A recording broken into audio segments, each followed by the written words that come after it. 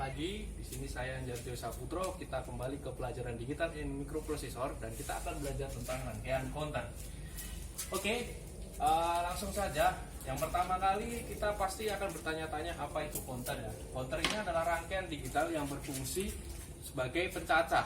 Artinya dia apabila kita ingin membuat sebuah rangkaian digital yang bisa menghitung dari misalkan dari 0 sampai 3 secara berurutan 0, 1, 2, 3 atau 0 sampai berapapun, maka kita menggunakan rangkaian counter ini.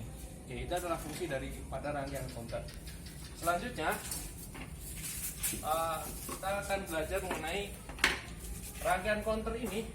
Dia disusun dari 2 atau lebih JK flip-flop ya, 2 atau lebih JK flip-flop. Mengenai materi JK flip-flop sudah kita pelajari sebelumnya. 2 atau lebih JK flip-flop. Oke, baik, langsung saja. Apabila disusun rangkaian JK flip-flop ini adalah clock. Output dari JK flip-flop pertama itu akan masuk ke clock daripada JK flip-flop yang kedua. Lalu J di sini, K di sini, ini saling terhubung.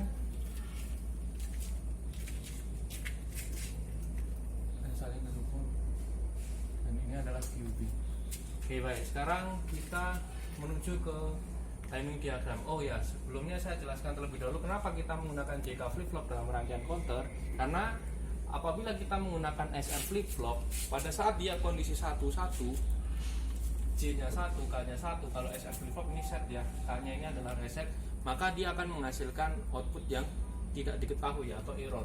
Tetapi kalau kita menggunakan rangkaian JK flip-flop, ketika J1 dan K1 maka akan menghasilkan output berupa toggle. Apa itu toggle? Toggle ini adalah membalik kondisi sebelumnya. Kondisi sebelumnya. Ini adalah toggle. Baik. Perlu juga diketahui bahwasanya JK flip-flop yang kita pakai itu bisa positif triggered edge dan negatif triggered edge, tapi dalam contoh ini kita menggunakan negatif triggered edge.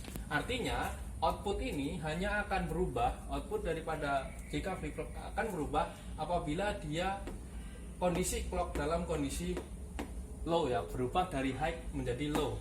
Ini negatif triggered edge. Oke, baik, sekarang kita menuju ke QA. Ya, apabila diketahui di sini QA-nya mula-mula adalah low atau 0, maka dia akan mulai berubah. Ini J-nya jelas ya, 1, 1 ya. Dalam rangkaian clock J dan K pasti 1, 1. Artinya toggle. Nah, dia akan mulai berubah ketika ini. Nah, ketika kondisi clock mula-mula ini dia berubah dari high menuju low. Artinya yang awal mula dia adalah low atau 0 akan berubah menjadi high. Lanjut sampai mana high-nya? Jadi kita lihat di sini dia berubah menjadi dari low ke high lagi. Itu tidak berubah, berarti di sini dia tetap high. Di sini dia high, tidak ada perubahan. Nah, sampai di titik ini dia akan berubah. Oke, gitu pula seterusnya. Ini tetap low sampai ada di titik ini.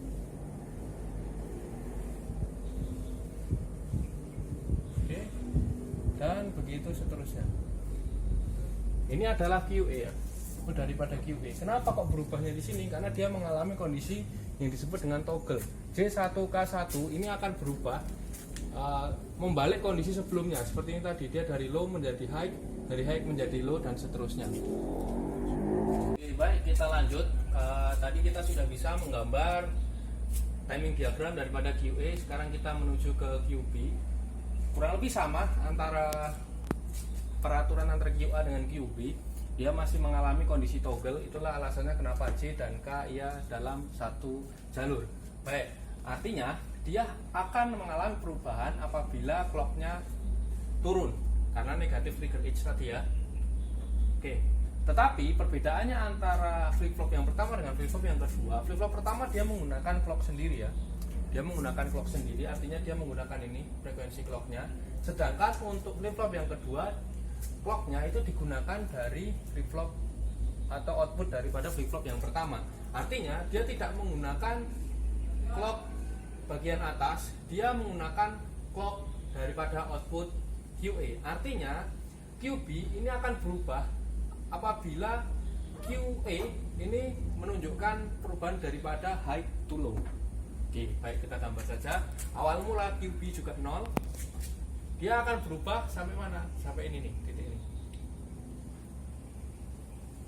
Oke. Kalau dia berubah dari low ke high, itu sampai mana? Batasnya. Batasnya adalah sampai sini. Oke. Dari high ke low. Lalu ini terus dan seterusnya ya. Seperti itu. Ini kita teruskan aja. Baik. Itu dia timing diagram daripada QB. Nah, sekarang kita akan menghitung frekuensi ya.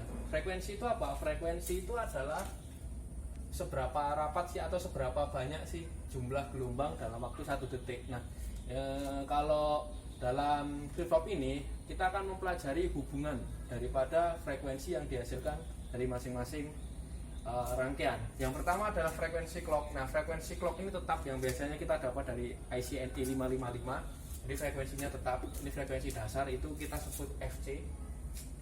Sedangkan frekuensi output daripada flip-flop yang pertama itu kita sebut FA. Dan frekuensi output daripada flip-flop yang kedua kita sebut dengan FB. Baik, apa sih hubungan antara FA, FB dan FC akan kita pelajari pada materi kali ini. Oke, sekarang kita lihat FC. Kalau kita lihat clock ini dia beroscilasi sekali dari sini sampai sini. Dia beroscilasi sekali dari lembah ke puncak. Itu sekalinya dari sini ke titik sini. Sedangkan FA dia beroscilasi dari waktu ini sampai sini. FA artinya apa? Ketika FA beroscilasi sekali, FC beroscilasi 2 kali. 1, 2, FA baru sekali. Artinya rumusnya adalah FA sama dengan 2 kali FC. Oke. Lalu kita lihat FB ya. Nah, FB ini dia mulai sekali beroscilasi dari waktu titik sini sampai dengan titik ini. Artinya apa? Ketika FB dia beroscilasi sekali, FA itu sudah 2 kali. Oh, artinya FB sama dengan 2 FA dan 4 FC. Oke. Ini dia persamaan atau korelasi hubungan antara FA, FB dan FC. Oke. Sampai di materi ini kita belum dapat bagaimana cara kerja dari counter ini dia bisa menghasilkan cacahan atau penghitung. Baik, inilah dia materi intinya. Kalau kita mau mempelajari bagaimana cara kerja counter ini menghasilkan penghitungan, kita bisa melihat dari truth table atau tabel kebenarannya antara clock, QA, QB dengan QA. Sekarang kita mulai dulu. Clocknya, ini kita dalam tabel kebenaran saya bikin dari state 0 ya. State 0 itu dari 0 mula-mula, lalu state 1, state 2, state 3, state 4, state 5. Anggap saja ini clocknya dalam frekuensinya 1 Hz, artinya dia beroscilasi dalam waktu 1 detik itu sekali. Berarti ini detik ke 0. Kita lihat QB dengan QA. QB dalam kondisi 0, QA dalam kondisi 0. Artinya QB 0, QA 0. Ini di detik ke 0. Sekarang detik pertama. Detik pertama selesai, kita lihat terjadi perubahan. QA-nya menjadi 1, QB-nya tetap 0. Oke. Detik kedua kita lihat, detik kedua terjadi perubahan, QA-nya menjadi 0, QB-nya menjadi 1, QA-nya 0, QB-nya 1. Di detik yang ketiga terjadi perubahan, QA-nya dia 1, QB-nya dia 1. 1. Lalu di detik yang keempat terjadi perubahan lagi, yakni QA-nya dia 1 dan QB-nya dia 0. Oh maaf, QA-nya dia 0, QB-nya dia juga 0, berarti 0, 0. Sekarang kita lihat hasilnya. Kita konversikan daripada bilangan biner ini ke bilangan digital. Oke, sekarang 0, 0 itu artinya dia 0. 0, 1, 0, 1 dia 1. 1, 0 itu artinya dia 2. 1, 1 artinya dia 3. 0, 0 kembali ke 0.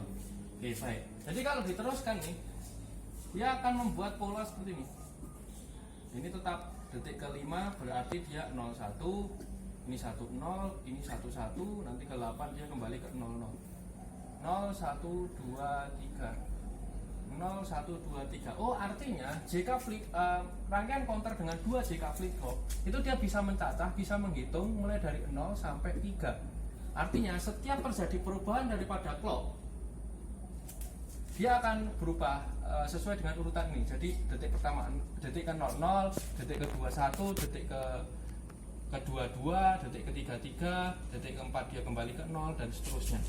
Itu dia adalah rangkaian counter atau rangkaian pencacah atau rangkaian penghitung dalam bahasa Indonesianya. Baik, itu dia materi tentang rangkaian counter. Apabila saya yakin pasti masih banyak kekurangan.